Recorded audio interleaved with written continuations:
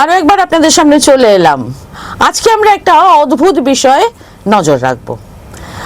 সবাই মানে আমরা জানি আর কি যে পৃথিবীর আদিমতম সৃষ্টি যে প্রাণ সেটা হচ্ছে আরশোলা। এবার এই আরশোলা আদিমতম হলেও আরশোলার কিন্তু ক্ষয় হয়নি, মানে লুপ্ত হয়নি আরশোলা। বাড়ির ওই কোনায় রান্নাঘরের ইয়ের নিচ থেকে তো আপনার যেখানে আমরা বাসন কোসন রাখি হঠাৎ করে বেরিয়ে পড়ছে আরশোলা। মানে সে একটা ভয়ঙ্কর বিষয় আর কি। কেউ ঘেন্না করে আরশোলাকে, কেউ ভয় পায় আরশোলাকে, কিন্তু আরশোলা কিন্তু ভীষণভাবে রয়েছে। এইবার এই আরশোলা কিন্তু প্রচণ্ডভাবে ছড়িয়ে পড়ছে, আরও মারাত্মকভাবে খুব দ্রুততার সঙ্গে ছড়িয়ে পড়ছে ডিজিটাল ইন্ডিয়া, ডিজিটালি আরশোলা ছড়িয়ে পড়ছে। বুঝতে পারছেন তো কি নিয়ে আমরা কথা বলছি? নিশ্চয়ই টের পেয়ে গেছেন। আমরা কথা বলবো ককরোচ জনতা পার্টি, যেটা হচ্ছে একদম সাইলেন্ট কিলার হয়ে উঠেছে। কেন হয়ে উঠেছে সেই নিয়েই আমরা একটু কথা বলি। আমাদের সঙ্গে অর্ক ভাদুরী রয়েছেন, আমাদের সাংবাদিক এবং নিউজ কোম্পানির এডিটর। অর্ক, এই যে ককরোচ জনতা পার্টি আমরা দেখছি যে রাতারাতি মানে ছাপিয়ে যাচ্ছে, মানে বাড়ছে, ফলোয়ার্স বাড়ছে এবং সমস্ত মানে বিশেষ করে জেনজি মানে এই যুব সমাজটাকে ভীষণভাবে আকৃষ্ট করছে। এবং কোথাও গিয়ে আমরা দেখতে পাচ্ছি যে তারা মানে এটা হচ্ছে যুব সমাজের একটা মাউথপিস হয়ে উঠছে। মানে এটা কেন, তুমি আমাকে যদি একটুখানি ব্যাখ্যা করো। একদম সরাসরি যদি বলি, আমার যেটা মনে হয়েছে যে এই যে ককরোচ জনতা পার্টি, এটা মোদি জমানায় একটা বড়সড় ডিজিটাল যুব বিদ্রোহ। এখন বিশেষ করে পোস্ট কোভিড যে সময় আমরা যদি দেখি, আমাদের দেশের আশেপাশের অনেকগুলো দেশে এই জেনজি আপরাইজিং হয়েছে। সেটা কোথাও ভালো হয়েছে, কোথাও খারাপ হয়েছে, কিন্তু জেনজি আপরাইজিং হয়েছে। এটার শুরুটা কোত্থেকে হলো? শুরুটা হলো আমাদের উপমহাদেশের প্রেক্ষিতে যদি দেখি, শুরুটা হচ্ছে 2022 সালে শ্রীলঙ্কায় আড়াগালায়া আন্দোলনের মাধ্যমে। আমি বহুবার শ্রীলঙ্কায় গিয়েছি, আড়াগালায়া কভার করেছি, পোস্ট আড়াগালায়া কভার করেছি, এবং সেখানে গিয়ে দেখেছিলাম যে এই যে বিদ্রোহ, আড়াগালায়া বিদ্রোহ, এর সংগঠক বলতে যদি কেউ থাকে তাহলে সেই সংগঠক হচ্ছে ইন্টারনেট। কিন্তু শুধুমাত্র ইন্টারনেট নয়, সেই নিয়ে আমরা পরে আসবো। একই রকম ভাবে বাংলাদেশে 2024 সালের যে আগস্ট আপরাইজিং হলো, জুলাই আগস্টে, যাতে শেখ হাসিনার মতো একজন দীর্ঘদিনের শাসককে বাংলাদেশ ছেড়ে চলে যেতে হলো, সেটাও কিন্তু ছিল হচ্ছে এই জেনজি আপরাইজিং। এবং তারপরে আমরা দেখলাম নেপালেও কিন্তু কেপি ওলিকে পদত্যাগে বাধ্য করলো যারা, তারাও কিন্তু জেনজি প্রোটেস্টার্স। কাজেই গোটা পৃথিবী জুড়ে, এটা আমি দক্ষিণ এশিয়ার কথা বললাম, অন্য দেশের কথাও বলা যেতে পারে, এই গোটা পৃথিবী জুড়েই বিভিন্ন দেশে এই যে তরুণ প্রজন্মের একটা বিক্ষোভ, তরুণ প্রজন্মের একটা সুতীব্র না, এইটা কিন্তু শোনা যাচ্ছে। এই রাজনীতিটা কি নীতির রাজনীতি? সরাসরি এটার উত্তর দেওয়া খুব কঠিন। শ্রীলঙ্কার ক্ষেত্রে এটা নীতির রাজনীতি হয়নি। শ্রীলঙ্কার ক্ষেত্রে এই জেনজি আপরাইজিং, আড়াগালায়া আপরাইজিং এর মাধ্যমে রাজাপাক্ষের উৎখাত হয়েছে, এবং তারপরে যে নির্বাচন হয়েছে 2 বছর বাদে, সেই নির্বাচনে জিতে কমিউনিস্টরা তারা শ্রীলঙ্কায় তারা ক্ষমতায় এসেছেন। কাজেই শ্রীলঙ্কায় আমরা বলতে পারি একটা প্রগতিশীল পরিবর্তনের দিকে গেছে এই জেনজি আপরাইজিং। বাংলাদেশের ক্ষেত্রে ছবিটা ঠিক সেই রকম নয়। বাংলাদেশের ক্ষেত্রে আমরা দেখলাম হাসিনার গণতন্ত্র হত্যার বিরুদ্ধে যে বিপুল জনগণের যে বিদ্রোহ, মূলত ছাত্র জনতার যে জেনজি যে বিদ্রোহ, সেখান থেকে উগ্র দক্ষিণপন্থী শক্তির ক্ষমতায়ন ঘটেছিল। এবং প্রায় 1.5 বছর যে অন্তর্বর্তীকালীন সরকার বাংলাদেশে ক্ষমতায় ছিল, সেই সময় বাংলাদেশের সমাজে, রাজনীতিতে দক্ষিণপন্থার দাপাদাপি বেড়েছিল, জামাতিদের দাপাদাপি বেড়েছিল। আবার নেপালের ক্ষেত্রে আমরা একটা উল্টো ছবি দেখলাম। সেখানে একটা কমিউনিস্ট সরকার ছিল, কমিউনিস্ট পার্টির নেতৃত্বাধীন সরকার, সেই সরকার ক্ষমতা থেকে চলে গেল, এবং এমন একটা সরকার এলো যেটা নিজেকে মধ্যপন্থী বলে দাবি করে, কিন্তু সেই সরকারের মধ্যে প্রচুর অন্তর্বিরোধ রয়েছে। এবং যেটা খুব ইন্টারেস্টিং, এই নতুন সরকারেরও খুব গুরুত্বপূর্ণ একজন মন্ত্রী, তাকে কিন্তু পদত্যাগ করতে হয়েছে, এবং সেটা জেনজি প্রোটেস্টের জেরেই। কাজেই এইটা খুব স্পষ্ট যে গোটা পৃথিবীতে, বিশেষ করে আমাদের এই গোটা দক্ষিণ এশিয়াতে, আমি পাকিস্তানের কথা বলতে ভুলে গেলাম, পাকিস্তানেও ইমরান খান গ্রেপ্তার পরবর্তীকালে বেশ কিছু বড় আন্দোলন হয়েছে, যে আন্দোলনগুলো খুব একটা ফলপ্রসূ হয়নি, কিন্তু সেখানেও তরুণ প্রজন্মের যে পার্টিসিপেশন সেটা ভীষণ উল্লেখযোগ্য। এবং আমরা যদি ইউরোপের দিকে তাকাই, গোটা ইউরোপে যখন অতি দক্ষিণপন্থী রাজনীতির যে উত্থান হচ্ছে, একদম ফ্যাসিস্ট যে রাজনীতির উত্থান হচ্ছে, তার পেছনেও জেনজি একটা গুরুত্বপূর্ণ ভূমিকা পালন করছে। আবার এর ঠিক উল্টো দিকে গোটা ইউরোপ জুড়ে যে প্যালেস্টাইন সংহতি আন্দোলন গড়ে উঠছে, সেখানেও জেনজির একটা বিরাট ভূমিকা থাকছে।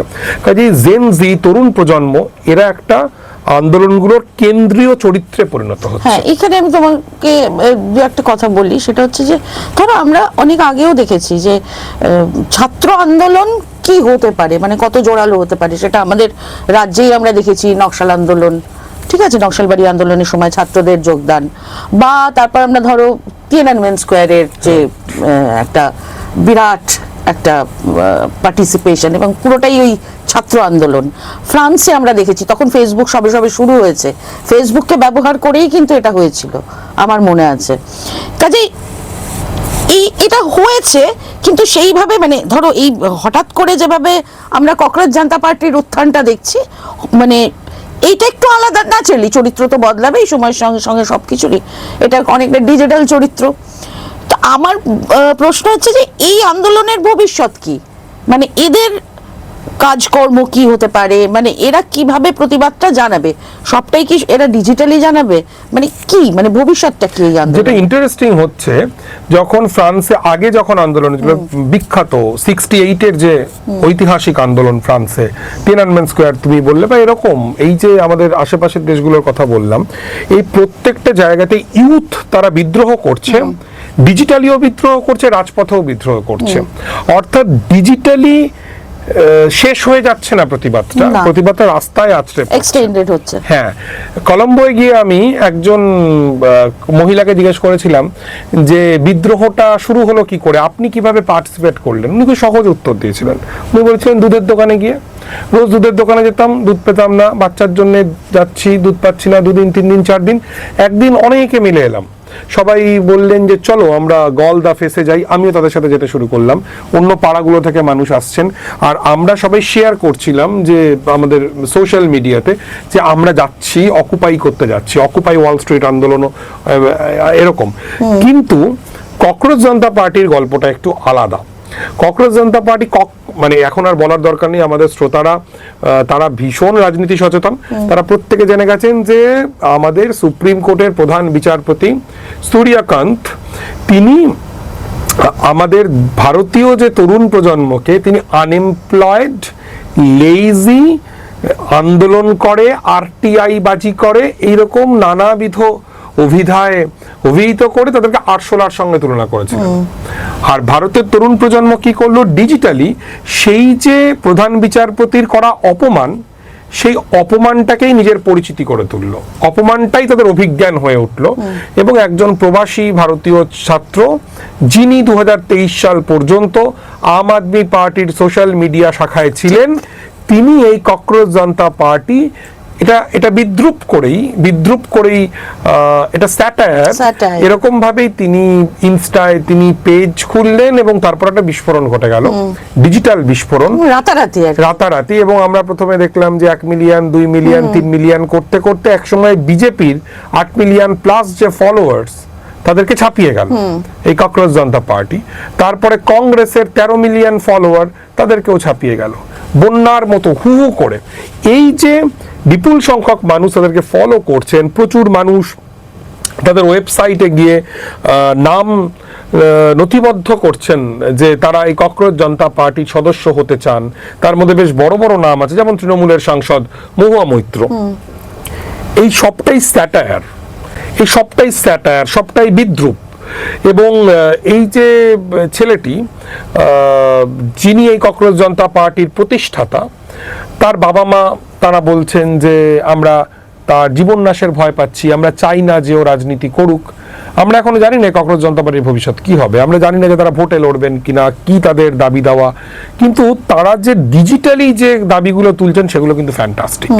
তারা পরিষ্কার বলছেন যে আদানি এবং আম্বানিদের দ্বারা নিয়ন্ত্রিত গণমাধ্যম, মিডিয়া, এগুলো বন্ধ করতে হবে এবং এইসব গদি মিডিয়ার হর্তাকর্তাদের কিন্তু স্ক্যানারের আওতায় আনতে হবে। তারা বলছেন বিচারপতিদেরকে রাজ্যসভায় পাঠানো যাবে না, তারা বলছেন দল বদলের বিরুদ্ধে ব্যবস্থা নিতে হবে, অর্থাৎ এমন কিছু কথা বলছেন যেগুলো কিন্তু ভারতীয় গণতন্ত্রের বুনিয়াদি ব্যাপার স্যাপার। মজাটা কি? মজাটা হলো কংগ্রেস, কমিউনিস্ট, সমাজবাদী, তৃণমূল সমস্ত বিজেপি বিরোধী দল বছরের পর বছর এই কথাগুলো বলে গেছে, কিন্তু তারা ডিজিটালি এই বিপুল সংখ্যক যুব জনতার সমর্থন পায়নি। কেন পায়নি? তাহলে ফারাকটা কোথায় হচ্ছে? ফারাকটা বোধহয় এই জায়গা থেকে আসছে যে এক ধরনের ফ্যাটিগ তৈরি হয়েছে, এক ধরনের বোরডম তৈরি হয়েছে, এক ধরনের ক্লান্তি তৈরি হয়েছে প্রতিষ্ঠিত সংসদীয় রাজনৈতিক দলগুলির প্রতি। এবং এই যে ক্লান্তি, আমাদের গোটা ব্যবস্থাটার প্রতি যে ক্লান্তি, শুধু বিজেপিকে খারিজ করছেন কি তারা? আমার কিন্তু মনে হচ্ছে না। আমার মনে হচ্ছে তারা এই গোটা ব্যবস্থাটাকে খারিজ করছেন, সিস্টেমটাকে খারিজ করছেন। এবং এই সিস্টেম কথাটা আমি বলতে ভুলে গিয়েছিলাম, তুমি মনে করিয়ে দিলে। এই আমাদের প্রধান বিচারপতি, যার এই আরশোলা তকমা দেওয়া থেকেই ডিজিটালি আরশোলা পার্টির উত্থান ঘটলো, এই ভদ্রলোক কিন্তু বলেছিলেন এই যে আনএমপ্লয়েড ইউথ যারা আসলে আরশোলা, যারা ঘন্টার পর ঘন্টা অনলাইনে সময় কাটায়, যারা লেজি, অলস, কোনো কাজ করে না, তারা আসলে সিস্টেমটাকে ভাঙতে চায়, সিস্টেমটার অস্বস্তির কারণ ঘটায়, সিস্টেমটাকে দুর্বল করতে চায়। এই জায়গাটা থেকেই কিন্তু ককরোচ জনতা পার্টি এত মানুষের সমর্থন পাচ্ছে। তার কারণ এই যে বিপুল সংখ্যক ছেলে মেয়ে যাদের 97 সালের পরে জন্ম, 98 এর পরে জন্ম, বা যাদের এই শতাব্দীতেই জন্ম, যাদের অনেকে 18 থেকে 26-এর মধ্যে যাদের বয়স, তারা আর এই সিস্টেমটার সঙ্গে একাত্ম বোধ করতে পারছেন না। কোথাও একটা সুতো ছিঁড়ে গেছে। কিন্তু ককরোচ জনতা পার্টির কি কোনো ভবিষ্যৎ আছে? আমার মতে নেই, আমার মতে নেই। তার কারণ ককরোচ জনতা পার্টি এখনো পর্যন্ত এমন কোনো সম্ভাবনা দেখাতে পারেনি আমাদের কাছে যে তারা মোবাইলের স্ক্রিন বা ল্যাপটপের স্ক্রিন থেকে বেরিয়ে তারা রাজপথে নেমে পড়তে পারবে, যেটা আমরা নেপালে দেখেছি, যেটা আমরা শ্রীলঙ্কায় দেখেছি, যেটা আমরা বাংলাদেশে দেখেছি, অন্য নানা রকম দেশে দেখেছি। এই যে ল্যাপটপের বা মোবাইলের পর্দা থেকে বেরিয়ে পড়বার জন্য এই যে বেরিয়ে পড়ার যে রাস্তাটা, ভারতের মতো দেশে যেখানে এখনো গণতান্ত্রিক ব্যবস্থা শক্তিশালী, এর মধ্যে প্রচুর ফ্ল আছে কিন্তু গণতান্ত্রিক ব্যবস্থা শক্তিশালী, এইখানে এই ধরনের রাজনৈতিক দল গড়ে ওঠা, অনলাইন থেকে হঠাৎ করে গড়ে ওঠা, এটা খানিকটা কঠিন। আমি শেষ করব, অনেকেই এই ককরোচ জনতা পার্টির সঙ্গে ইন্ডিয়া আগেনস্ট করাপশনের মিল পাচ্ছেন, আন্না হাজারের আন্দোলনের মিল পাচ্ছেন, যেখান থেকে আপের উদ্ভব ঘটেছিল বা ইত্যাদি ইত্যাদি। আমি এই মিলটা আসলে পাচ্ছি না।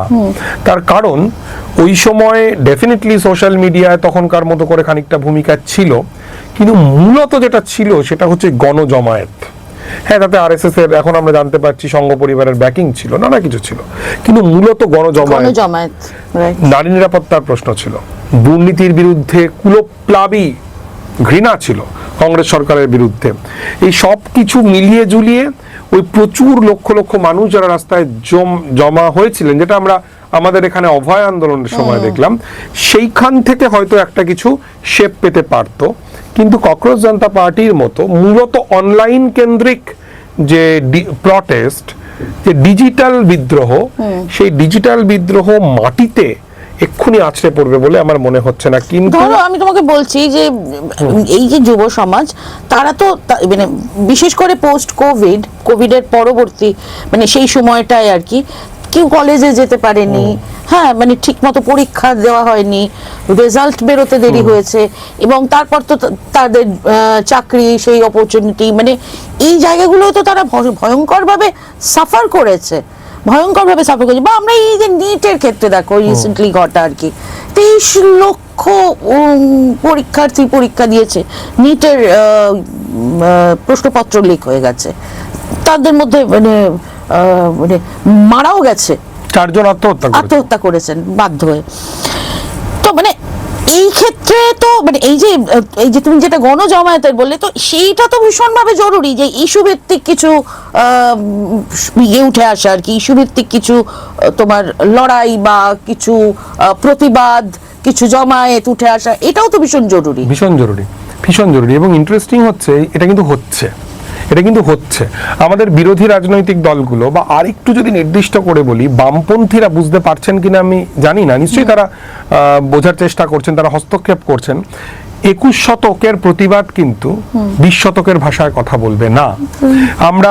আমরা ককরোচ জনতা পার্টির ডিজিটাল যুব বিদ্রোহের কথা বললাম, ঠিক তেমনি যদি আমরা কয়েকদিন আগের নয়ডার শ্রমিক আন্দোলনের দিকে তাকাই, তাহলে আমরা দেখব যে উত্তর ভারতের বিস্তীর্ণ অঞ্চলে একটা নতুন ধরনের শ্রমিক আন্দোলন ফেটে পড়ছে। একটার পর একটা কারখানার শ্রমিকরা তারা তাদের যে দীর্ঘ শ্রম দিবস, ঘন্টার পর ঘন্টা তাদেরকে খাটানো হয়, প্রপারলি মাইনে দেওয়া হয় না, ইনক্রিমেন্ট হয় না, তাদের যে ওয়ার্ক প্লেসে তাদের যে সিকিউরিটি নেই, এর বিরুদ্ধে তারা রাস্তায় নেমে পড়লেন। এবং আমরা দেখলাম যে তাদের যে চিহ্ন সেটা অনেক জায়গাতেই লাল পতাকা নয়, বরঞ্চ ইয়েলো হেলমেট, হলুদ হেলমেটের প্রতিবাদ। হলুদ হেলমেট, মার্কসের হাতে কিন্তু কাস্তে হাতুড়ি আঁকা লাল পতাকা ছিল না, এটা অনেক পরে এসছে।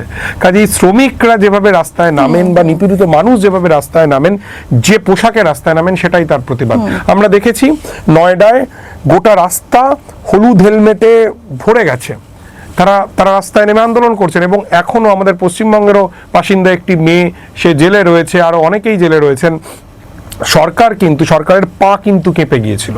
আমাদের পশ্চিমবঙ্গে মাত্র কয়েকদিন আগে আমরা একটা আশা কর্মীদের আন্দোলন দেখেছি, ওদিকে আমরা ইয়েলো হেলমেট দেখেছিলাম, এদিকে আমরা দেখছি বেগুনি শাড়ির প্রতিবাদ। প্রতিবাদের রং কি? বেগুনি বা পিঙ্ক। একই রকম ভাবে ডিজিটালিও প্রতিবাদের ভাষাগুলো বদলে বদলে যাচ্ছে। এবং এই যে হতাশ, বিষণ্ণ, ক্রুদ্ধ যে যুব প্রজন্ম, তরুণ প্রজন্ম, তারা ডিজিটালিও তারা নিজেদের ভাষাকে বেছে নিচ্ছেন। তাদের চোখের সামনে রয়েছে দুর্নীতির সিলসিলা। তোমার কি মনে হয় এই যে এইরকম উত্থান ককরোচ জনতা পার্টির, এটাতে সরকার কোথাও গিয়ে এফেক্টেড হয়েছে? সরকার ভয় পেয়েছে, এটা নিশ্চিত। যদি ভয় না পেতো তাহলে এক্স হ্যান্ডেলটার আজকে এই অবস্থা হতো না। তাদের এক্স হ্যান্ডেল অলরেডি গন। এবং আমার ধারণা যে যদি এই রকম ভাবেই তারা বাড়তে থাকে, তাহলে তাদের অনলাইন প্রেজেন্স যাতে একেবারেই না থাকে, কোনো ব্যাকআপ পেজ বা ইত্যাদি, সেইটা মোদী সরকার নিশ্চিত করবার চেষ্টা করবে আমার ধারণা।